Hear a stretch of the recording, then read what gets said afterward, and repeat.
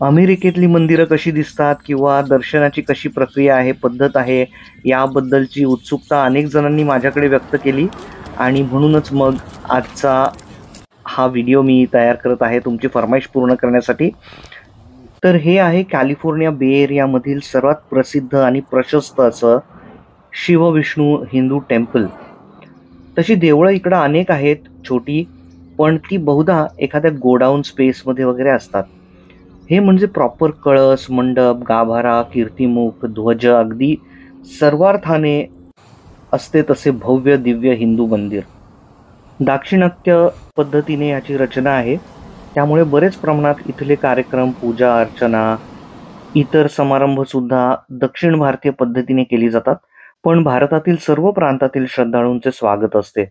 व्हिडिओमध्ये मी इतर मंदिरांचेही शॉर्ट्स सामील केले आहेत. जसे आधी मी सांगत होतो, जी छोटी मंदिरं आहेत इथे ओपन स्पेसमध्ये किंवा गोडाऊन स्पेसमध्ये जी असतात, खूप शिस्तीत सर्व दर्शनासाठी रांगेत सर्व भाविक येतात. अनेक प्रकारचे सांस्कृतिक, आध्यात्मिक कार्य इकडे पार पडतात. पुजारी, पंडित अगदी मनापासून प्रत्येक भक्ताला दर्शनाचा उत्तम अनुभव मिळेल याची हमी घेतात. आपल्या इच्छेप्रमाणे पूजा बांधतात. लग्न समारंभ सुद्धा इथे पार पडतात किंवा लोकांनी नवीन गाडी जरी घेतली तरी सुद्धा प्रथम मंदिरामध्ये पूजा करण्यासाठी घेऊन येतात. मंदिरांमध्ये नेहमी खूप सुंदर आरास असते. प्रत्येक देवाची सुद्धा खूप सुंदर पूजा बांधली जाते.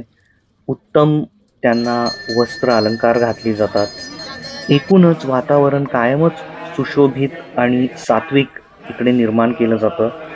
कायम कुठल्याही मंदिरात तुम्ही इथे गेलात ना, तर तिथे काही ना काही मंत्रोपचार, पूजा चालू असतात. असं वाटतच नाही की आपण भारतापासून इतके हजार मैल दूर सातासमुद्रापलीकडे अमेरिकेमध्ये आहोत. प्रत्येक देवापुढे ठराविक अशा कालांतराने रांगेत असलेल्या भक्तांचे नाम गोत्र उच्चारण करून आरती अर्चना केली जाते.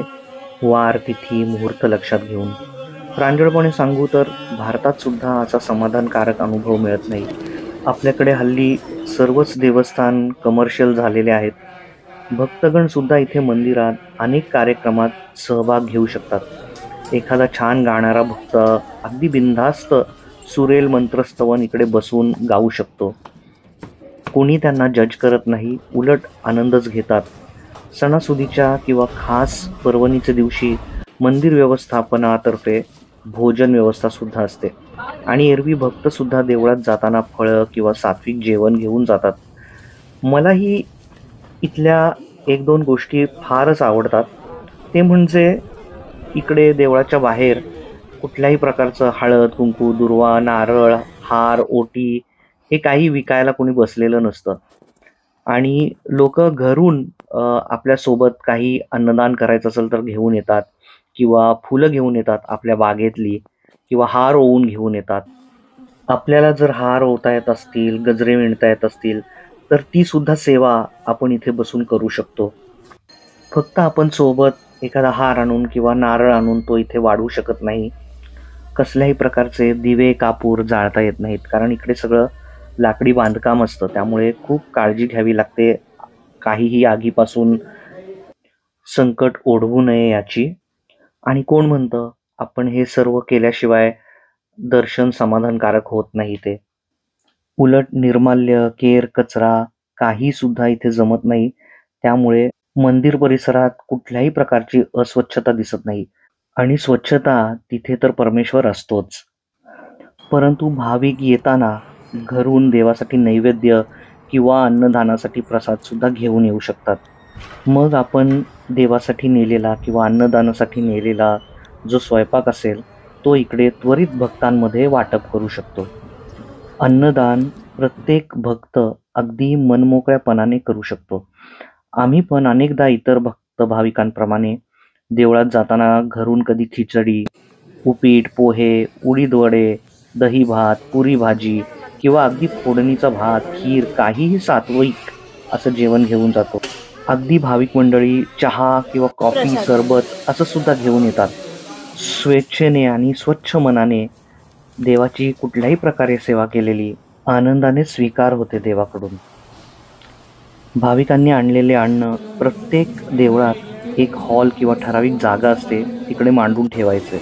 दर्शनासाठी आलेले इतर भाविक अगदी मनापासून मग तो प्रसाद खातात किंवा सोबत घेऊनही जाऊ शकतात. सिद्ध झालेल्या या प्रसादाची चव सर्वांनाच हवीशी वाटते. अन्नाची, नैवेद्याची, प्रसादाची कशाही प्रकारची नासाडी होत नाही.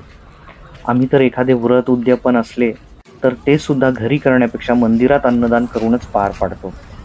इकडे अमेरिकेमध्ये तर रेस्टॉरंट्स, कॅफेज, बाहेर कुठेही अन्नाची फार नासाडी चालते. ते पाहून फार वाईट वाटतं. पण हे आपले हिंदू संस्कार जे आहेत ना, अन्न हेच पूर्ण ब्रह्म आपण मानतो आणि ते आपल्याला इकडे मंदिरांमध्ये अनुभवायला मिळतं आणि खूप अभिमान वाटतो आपल्या संस्कृतीचा. तर या मंदिरांना देणगीसुद्धा मिळतात बरं का. पण कुणावर कसलीही बळजुबरी नाही. अगदी ऐच्छिक असतं. कुठल्याही प्रकारचे तिकीट्स नसतात. फक्त काही ठिकाणी वेळेची आणि पार्किंग स्पेसची पाबंदी असते.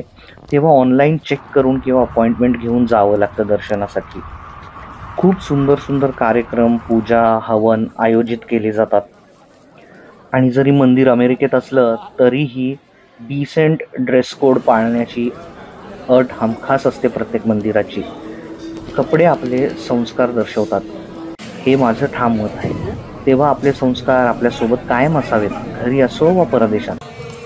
तर असं आहे इकडे एकंदर परदेशी. आपला देव आपल्या जवळपास आहे यापेक्षा मोठा दिलासा नाही.